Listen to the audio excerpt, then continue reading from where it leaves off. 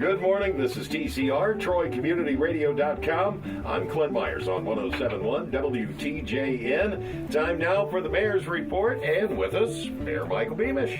He is here in the studio, and good morning to you, Clint, David. Good morning to all the people out there listening.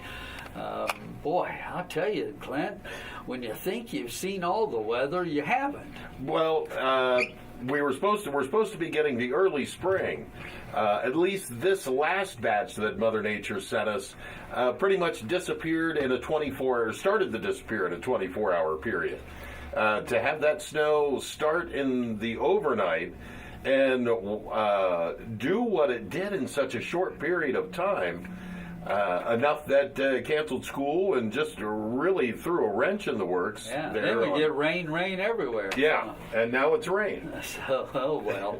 But she didn't make the snow stick around this time, and we've been back in the mid-40s throughout the afternoon. So all in all, not bad, but still, when we get things like that in the overnight, folks just need to slow down, and we may be out maybe underneath the foot of winter, but we've still got those times when you just end up with the hazardous driving. Well, we can always think spring, can't we, Clint? And also, I'll give a shout out to, we've had so many different weather events, and yet our city crews go out and they do the very best they can do with the conditions that they're offered. And I want to give a shout out because the city crews, and that takes in a lot of people from cemetery, parks, city maintenance, but also our first responders, our fire and police. They do a lot to keep our city safe. Oh, for sure. I know when I left my house that morning and pulled out, I did not shovel my driveway first because it was going to take every minute that I had to get to work. And when I came home, you couldn't even see the tracks in my driveway where I pulled out.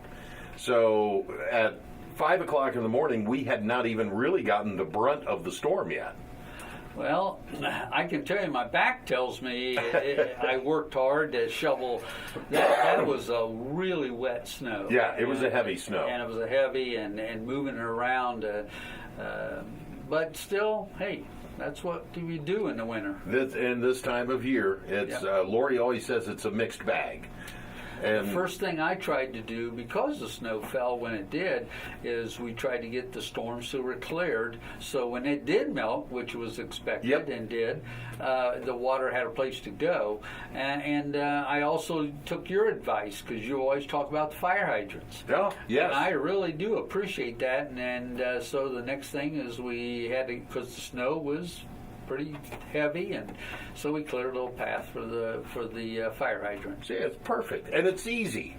It's pretty quick when you're just clearing around a fire hydrant. It took a little time, and it was a little heavier than I'd like to have, but didn't take that much time to at least offer a little more channel for water and fire hydrant. It's safety first is the best way to look at it. Absolutely. And, well, I had talked to Tom Funderburg downtown, and you had mentioned everyone just being prepared, trying to be prepared as what you can, and the road crews. And he told me that he was going to start the guys training for next week for Sharknadoes, just in case of the way we had the last storm come through. You just don't know what we could expect. Well, we've certainly seen it all, and I'm sure there's more to come, but let's keep thinking spring. Those flowers will bloom, and we will have a beautiful downtown, as we always do, for the spring and summer. Look forward to that. Now, Chamber had their annual meeting. Wow, that was this past week, and that was a great meeting, well attended, well done, and they did what I would like to refer to as the Troy Academy Academy Awards. They announced who the nominees were, and then they announced the winners of the small business, the medium-sized business, and it's all based on full-time employees. And then they also mentioned the large business of the year. So, after they gave due to all the nominees, they chose and they announced that the small business was the Kerber Sheet Metal. They call it KSM Metal Fabrications, but Kerber Sheet Metal. They were the small business, and then the medium-sized business was Buffalo Wild Wings. Many people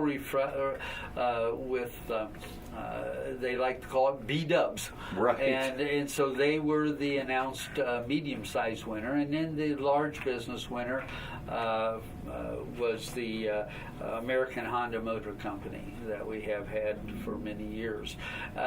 Should mention, I think it's only fair to mention the nominees because they were all working together to benefit our community. The small business had Upper Valley Hearing and Balance and Pacamama Market downtown here, and they were part of the small business nominees. The medium business had the Miami County Recovery Council, which is great, and the large business had Dave Arbogast and ConAgra. And we know both of those are growing and expanding. Yeah. And certainly congratulations to the winners. But it was a great night, a lot of good fellowship, and the Kettering Health Network sponsored that, was the major sponsor of the event, and so they were there. So it was a good night. All right. Also, you were kind of waylaid a day because we had President's Day this week. That moved council to Tuesday. Well, it sure did, and that meant that everything was kind of backed up day, except for the trash and recycling, right, which we have announced many times that it's as normal. But the council meeting was moved to Tuesday night. We had a number of pieces of legislation to discuss. We had 8 members of council present to make those decisions, and if you want to go over, I can go over it real quick. Absolutely. Some of the things that we discussed. Some of the things were pretty basic. We had a small business loan for slimline or surgical devices. They go by business of Canyon Run Engineering Technologies. That was a loan that was looked at by the Loan Review Committee. They supported it. Council supported it, and to the tune of a little over $88,700. So that passed. They looked and the park board and the recreation board met, and they were looking at Miami Shores as we're developing, redoing the whole Miami Shores. That looks like it's coming along great, by the way. And so they have to name their new restaurant. They call it the Shoreline. I like the name. And so council had to approve that as well, and certainly did so. We did do some adjustment with the cemetery fees, and that did pass as well. I'll save one of the resolutions to last to discuss a little bit in more detail, but we did have an ordinance, 3 ordinances. One was to Treasure Island for 2 major events that are coming up in June and August, and this was supported by the Recreation Board and the Park Board and went to full council, and it did pass. Part of that is these functions, at least just 2 of them, will provide for some adult beverages in those concerts. I am a big believer of family values, and but also tried to be open to different kinds of events and what they are trying to do. So that passed as well. The other two ordinances went to other readings. One was a public hearing that we had for that night. No comments were made, but the public hearing dealt with a rezoning going from an industrial M2 to an industrial plan development. Not a whole lot of difference, just the way we are going to organize that, and that did go to another third reading. And then the other one that went to another reading is the removal of sludge and the agreement that we have with Dayton. It's kind of an intergovernmental agreement that we have. It's every 5 years.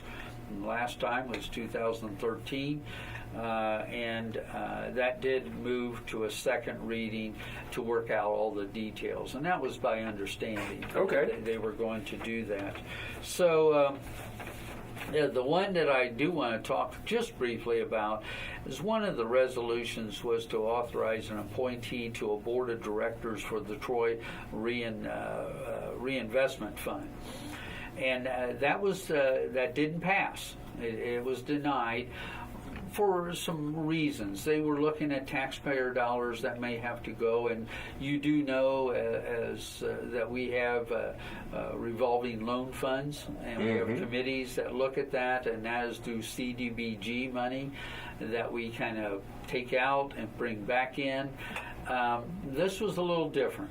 They were trying to take some of the strings off, but they would have an outside board, of which they wanted to have city representation, since a lot of it would deal with downtown or surrounding in our community.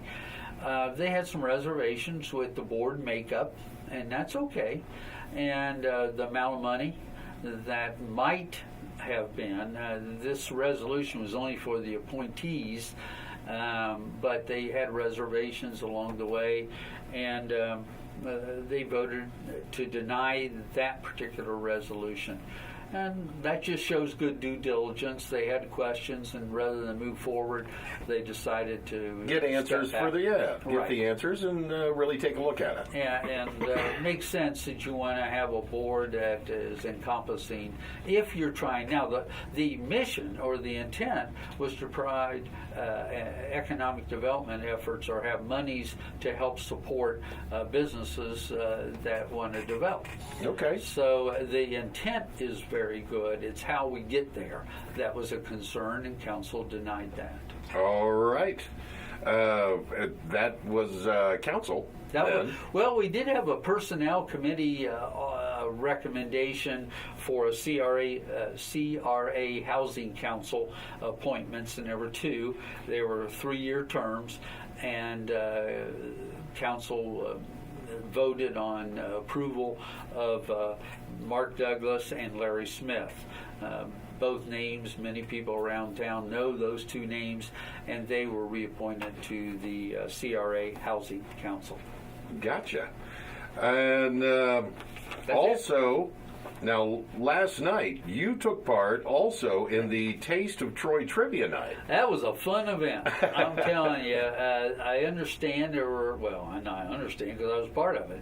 29 teams participated. Wow, yeah, more than last year. It sold out like 3 weeks ago. That's true, and Nicole Loy and her team did a wonderful job promoting that, and it was a fun night. It was a fellowship time. I was able to put a Troy team in. The mayor did that himself, but we had fun. And the questions were challenging, and but more than that, I think it was just a time to look around and see all the people from our community that came in, and it was a fundraiser for Troy Main Street. Right. So it had not only fun event for us, but the fundraiser event benefited Troy Main Street, which benefits our downtown. For sure. And I was just talking to Nicole before you and I sat down to talk, and she was listing off some of the prizes and just the involvement of the downtown businesses, and pretty much to me spells out why we have such a vibrant downtown of the business owners getting involved. And it's that involvement of the community and everybody together makes it what it is. Many businesses provide the foods. You're absolutely right. When you see that kind of partnership coming together for the benefit of I call the living room of our community, our downtown, and to see all the people who are supporting it. That just shows you that we do have that vitality that we need to continue to grow. And well, you just said it, to continue to grow. I was going to say, and in the future, that's what keeps it alive, and with that growth. That's right. And I give all the credit. Nicole Loy has come in, and she's got great ideas, exciting ideas to kind of stimulate involvement. Absolutely. And something that you have that's going to be coming up in the pretty near future. And this is going to be your wrap up for the State of the City address. Well, that is true. March 18th, which will be a Monday, and is sponsored by the Troy Area Chamber of Commerce. We will have our State of the City address. It'll be a reflection for me and for President Marty Baker as well. That's right. Because both of us will be sunsetting out of our time as an elected official. And so we will have a year in review as part of how things have gone, but also a time when we will reflect on where we were and where we are today. And I tell you, when you look at the things we've been able to accomplish, oh my gosh! And I said we. Notice I didn't say I. We. It's a team. It is a team effort, and it is what I've said all along. Troy is Troy because of its partnerships. Yes. And we've grown together. And because of that, as you used earlier, we're very vibrant. We're a vibrant community. Now, how do folks go about getting their tickets for the... And they can call the Troy Area Chamber of Commerce. Okay. Like I said, they're the sponsoring event agency. And so call them, get on the tickets, come and...